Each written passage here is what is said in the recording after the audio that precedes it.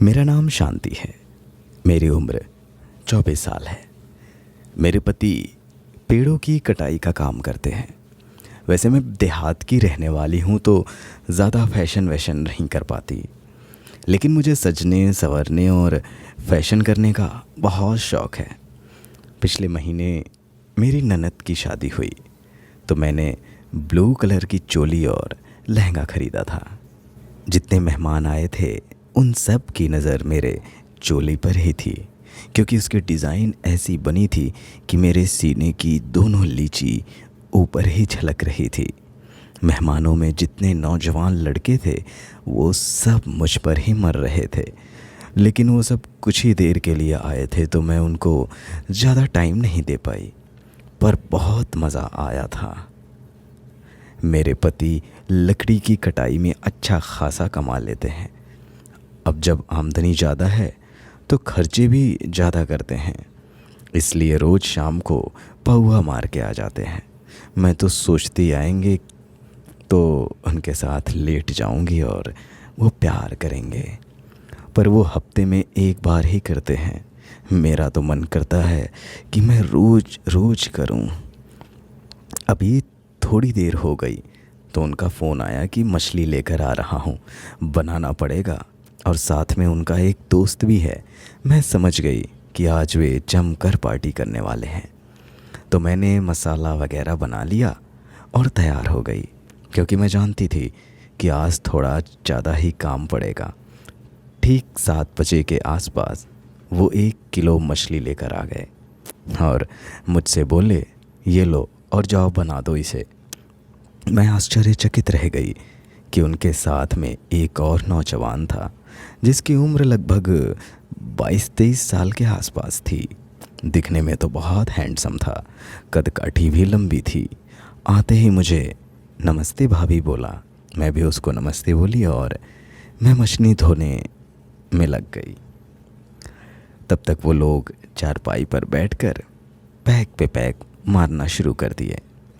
बीच बीच में वो नौजवान मुझे देखकर मुस्कुरा रहा था। मैं ये चीज़ नोटिस कर रही थी। मैं ये देख रही थी कि वो क्या करने वाला है।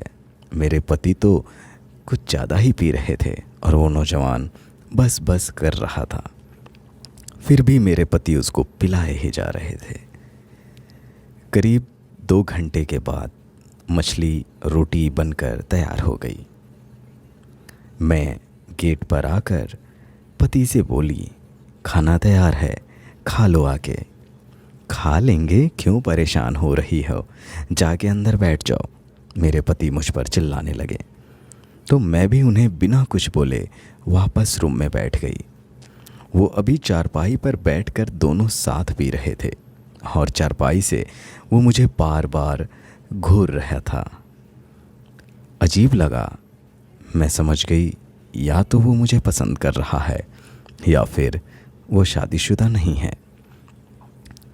5 मिनट के बाद मेरे पति उठे और बोले, खाना निकालो।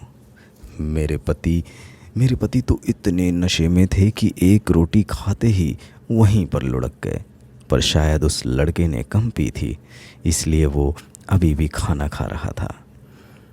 अरे भाई साहब को क्या, ये तो सोने लगे। मैंने कितना मना किया, भैया कम पियो। वो आश्चर्यचकित होकर बोला, अरे इनका तो यही है, उसका आते ही पीने लगते हैं और सो जाते हैं। मैं इनसे एकदम परेशान हो गई हूँ। मेरा तो जीवन ही नरक हो गया है। मैंने पति के चेहरे की तरफ देखकर उनको ताना मारा। वो तो होश में था। बोला, भाभी वाकई में ये रोज़ आकर सो जाते हैं? हाँ, मैंने जवाब दिया।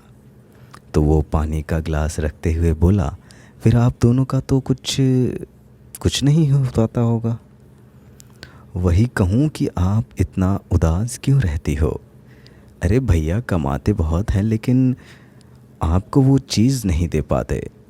लड़का समझदारी की बात कर रहा था। मैं उसकी बातें सुन रही थी। मैंने अपने पति को थोड़ा साइड करके और उनसे सिरहाने तकिया लगा कर लिटा दिया। खुद कोने में जाकर लेट गई। वो लड़का खाना पीना खा चुका था। भाभी, रात ज़्यादा हो गई है, मुझे भी यहीं सोना है, सुबह उठकर भैया के साथ ही निकल जाऊंगा। मैंने उसको तकिया देते हुए बोला। पर वहाँ जब लेटा तो उसका चेहरा मेरी ओर था और मुझे घूर घूर कर देख रहा था। वो काफ़ी हैंडसम था, तो मेरी नज़र भी उस पर बार बार जा रही थी। मैं समझ गई कि वो उस चीज़ का भी प्यासा है जो प्यास मेरे पति मेरी नहीं बुझा पाते।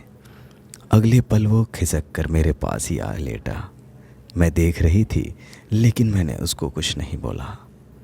मेरा दिल तो ज़ोर ज़ोर से धड़कने लगा। वो प्यार से बात भी कर रहा था और उसका हाथ मेरे हाथ में था। वो मेरी उंगलियों को अपनी उंगलियों से सहलाने लगा।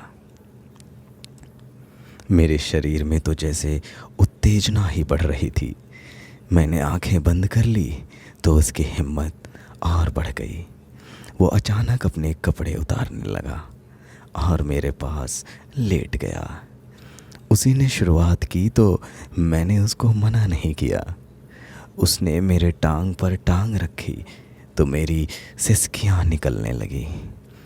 वो नशे में था और नशे में भी मुझे प्यार करना चाहता था। फिर उसने अपनी मोटी लाठी निकाली और मेरे ऊपर रख दी। मेरी तो गुफा इतनी गीली हो चुकी थी कि उसके लाठी रखते ही अंदर समा गई। लेकिन वो नशे में हिलडुल नहीं पा रहा था, तो मैं ही नीचे से धक्का देने लगी। करीब 10 मिनट तक वो मुझे झेलता रहा और फिर बस करो भाभी बोलकर साइड में ही लुढ़क गया। लेकिन उसने मुझे अजीब मज़ा दिया था। लेकिन नशे में मर्द ज़्यादा मज़ा देता है और ज़्यादा समय तक टिका रहता है। ये बात मैंने किताबों में पढ़ी थी, लेकिन आज मैंने रियल लाइफ में भी देख लिया। मैंने उठकर अपने कपड़े ठीक किए और बाथरूम में जाकर मुंह धोने लगी। करीब रात के 10 बज रहे थे, तो मैं वापस आकर मैं भी सो गई। आज मेरी समझ में आ गया था कि पति चाहे कम कमाता हो लेकिन शराब ना पीता हो। किसी भी औरत को पैसे की भूख नहीं होती, लेकिन उसे जिस्म की भूख पेट की भूख से भी ज़्यादा होती है। यही सोच कर मैं सो गई।